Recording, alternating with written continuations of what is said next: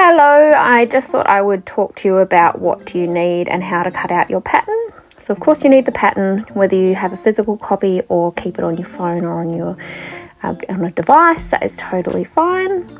You also need to print out or cut out all of the pieces that you need, paying special attention to how many pieces you need to cut and if they are mirror image or not, as well as if it needs to be cut on the fold.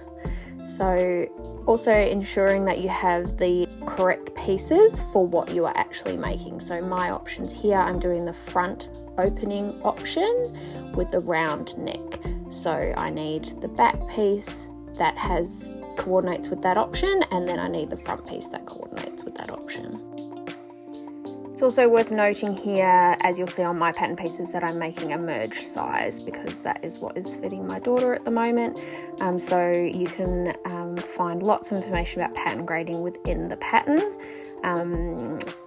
So if you need to do a merge size because you don't quite fit into the sizing charts, then that's totally fine as well.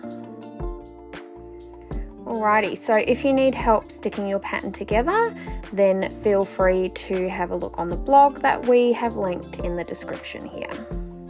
Now, it's also worth mentioning that as much as we don't tend to like to do it, obviously I'm not speaking from experience at all, but make sure you do read through your pattern before you start cutting and before you start sewing, ensuring that you are looking at the options that you are making.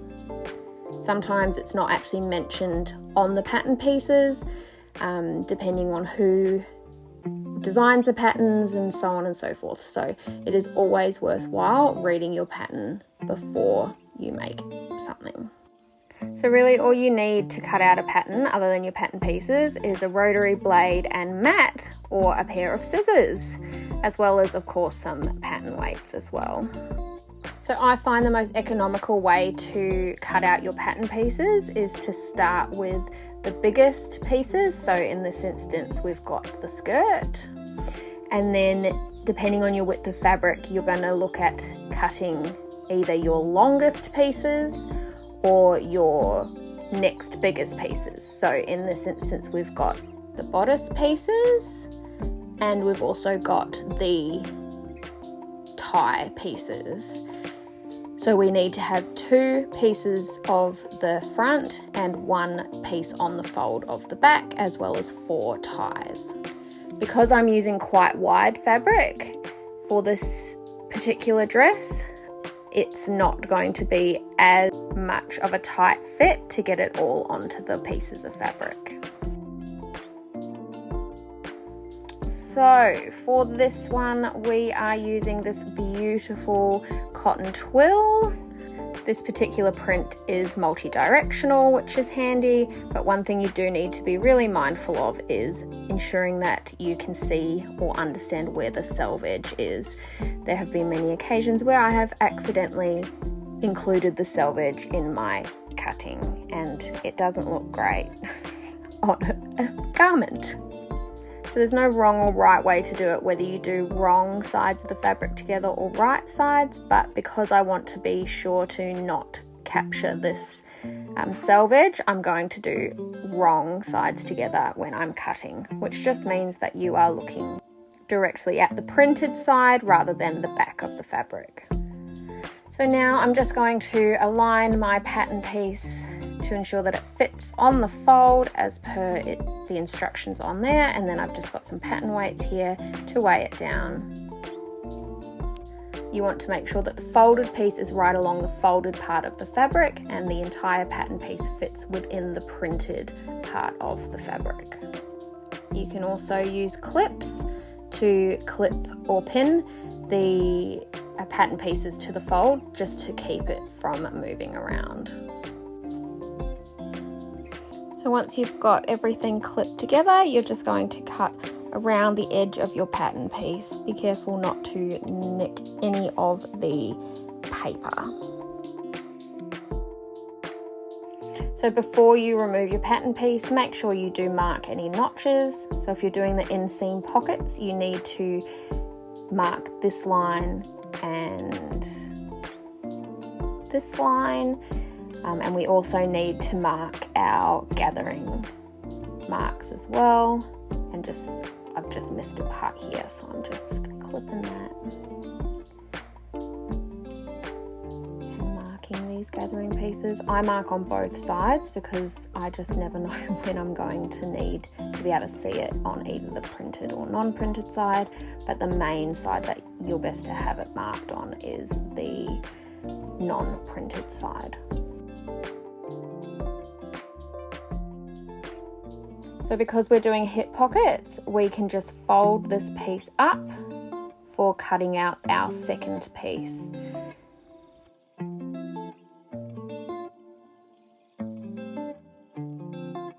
So we are just doing the knee length. However, what I have cut off below here, it's the calf length and the full length. So you may need more, and there is also patch pockets as well, which are marked here, so don't forget to mark those now.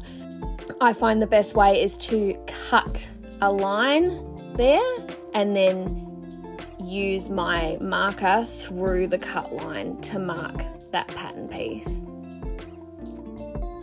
So now we have our 2 skirt pieces. I'm just going to do a little tidy up of all my extra bits of fabric and so on, and then get to cutting out the rest of the pattern.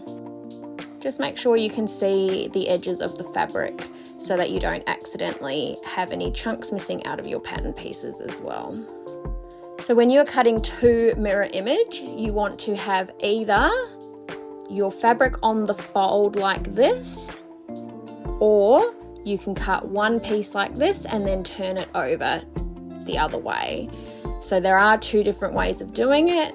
In this instance, I'm going to have it on the fold like this and then cut around the pattern piece as we did earlier.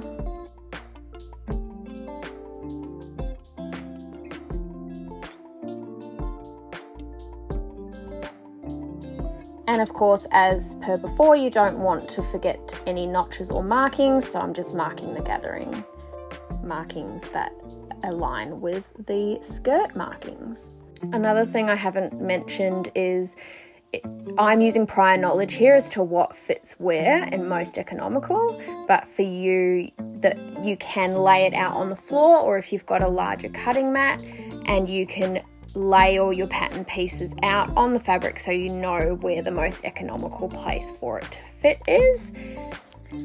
So when you are looking at this pattern piece, it's important that you make sure it's for the right pattern piece. And also this one, you need 1 on the fold and 1 on the fold of interfacing as well. So I'm just going to go ahead and cut out this piece and the other bodice piece, which this one needs to be on the fold. I'm just finding the best way for it to fit in, and I'm going to cut around that one. When it comes to the pockets, you're needing 4 pieces. So with the hip pocket, you need 2 of each mirror image. So because we've got a few little scrappy bits here from the folding, I'm going to do 1 part this way. So with the words facing me and the print facing away.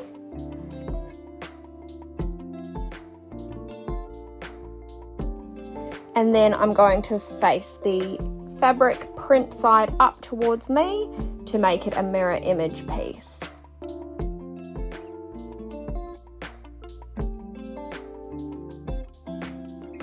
So as you can see, we now have 2 opposite pieces.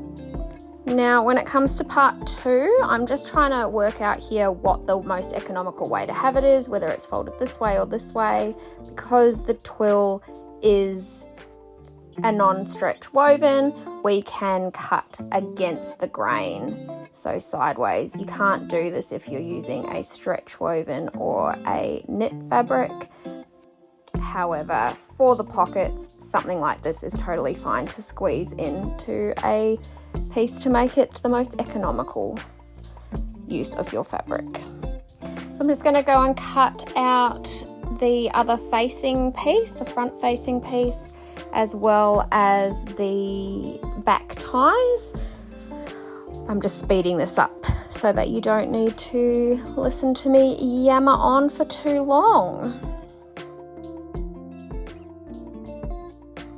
So now we are cutting our bias binding, which needs to be diagonal on the grain. So you can cut these on the fold like we did before, but just because I'm wanting to make sure that I utilize this little piece here, I'm just going to cut 2 pieces. They are mirror image, identical, so they are pretty basic and easy to cut, no matter which way you do it, as long as you do it diagonal on the grain, because it does need a little bit of give to go around the round of either a neckline or arm band. So this is the arm binding here. You can also just hem this dress, but I wanted to take you through how to do a binding of your own as well.